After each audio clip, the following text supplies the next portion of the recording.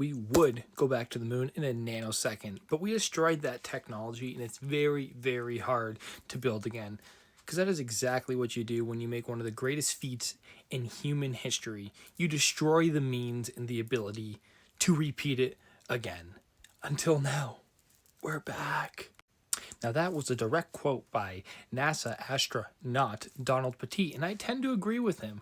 We have lost the technology because I think it would take an incredible, a very special kind of technology to visit something that appears to be a mirror.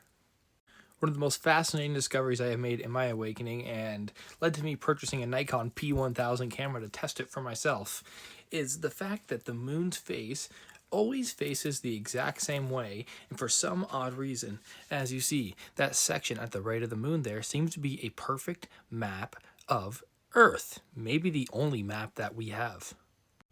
Now, if the moon is some sort of, say, technology and reflective surface that really shows the imprint of our Earth or the system that we are entrapped in, how could one visit it? How could people like Buzz Aldrin visit this back in the original Apollo 11 mission? Or did he? Let's look at what Buzz has to say about this. What was the scariest moment of the journey? Scariest? It didn't happen. It could have been scary. We went down and we watched you guys land on the moon, No, which you was... didn't. No, you didn't. What? Because there wasn't any television. There wasn't anybody taking a picture. You watched animation.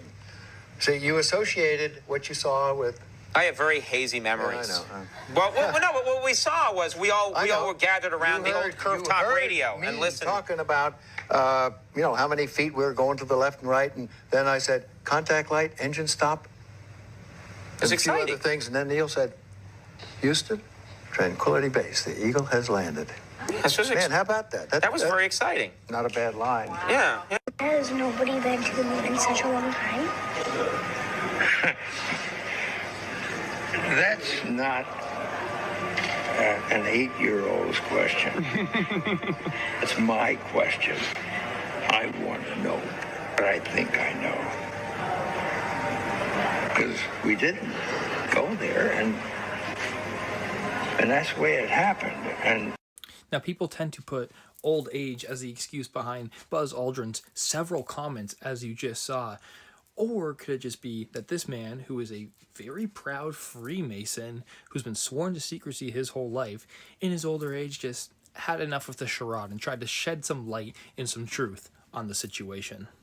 I mean, come on, he brought this up to the moon, the Supreme Council of the 33rd degree, with the 33rd degree Freemasonry logo with the Masonic compass there too. Brought up to the moon. I mean, what? I mean, that's just two very prolific NASA scientists and astronauts who claim that we don't have the technology or never went to the moon. That's just a coincidence, right? Well, maybe let's take a look and see what one of the most prolific and important figures in NASA history has to say as well.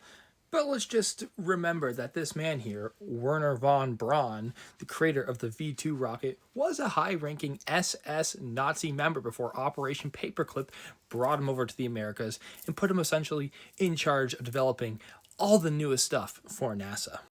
Interestingly enough, when we look at his grave here, he's got a little Bible verse here, Psalms 19:1. What is that, I wonder? The heavens declare the glory of God, and the firmament shows his handiwork.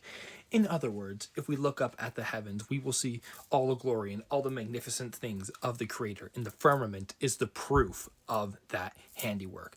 But I thought the firmament was just some crazy conspiracy theory.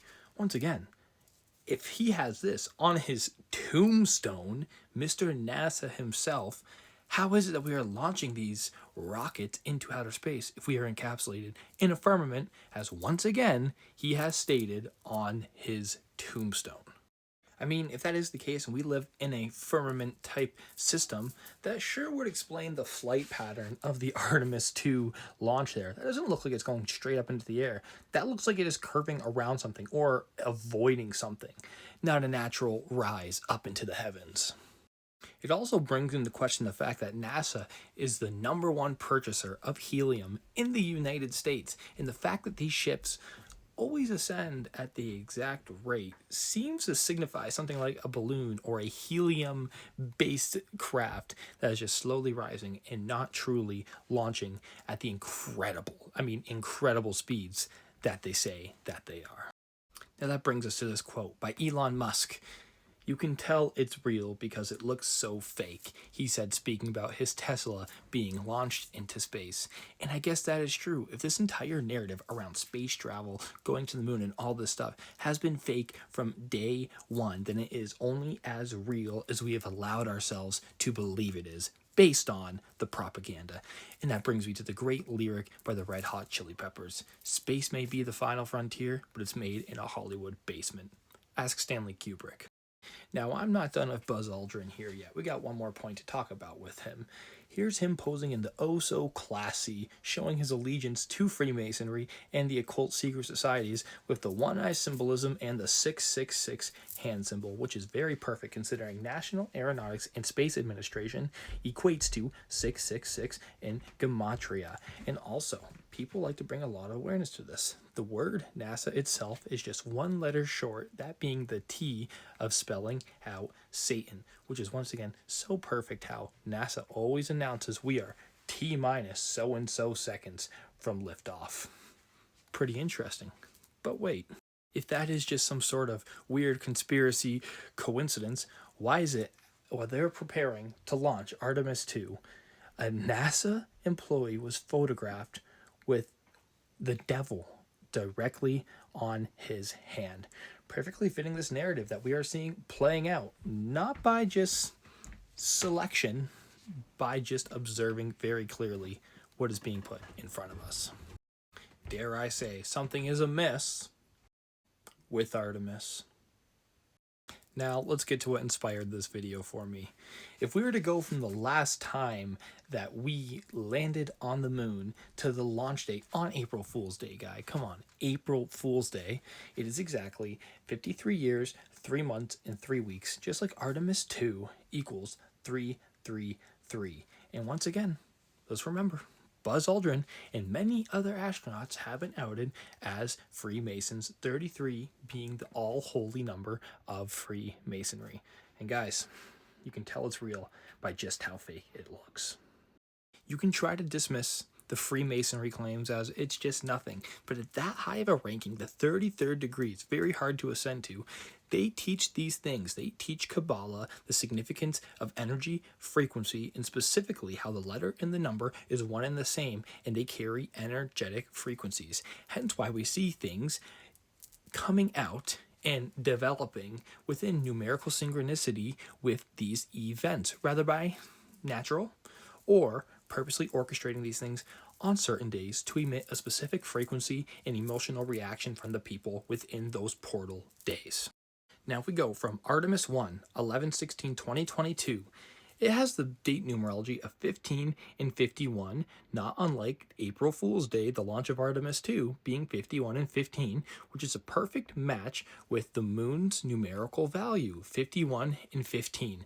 Furthermore, April Fool's Day, we are all the fools on this day if we're believing this, it equates to 51 and 57, matching the moon and the date numerology of both expeditions perfectly. Let's carry on.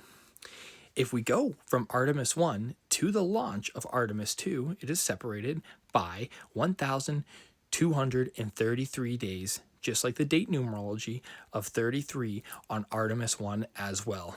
Just to tie it all together, outer space and conspiracy, both equating to 1, 2, 3, and 57, perfectly tying this riddle together in ritualistic, occult, numerical fashion. As always, I implore you to come to your own conclusions, do your own research, and take what resonates and leave what doesn't. The narrative, the world, our understanding of it, more importantly, is always shifting. We should never be steadfast in our beliefs, in our thoughts, and our ideologies. They should always be evolving with new information and new evidence. I hope you guys enjoyed what I put out here for you today, and I will see you in the next one. Peace.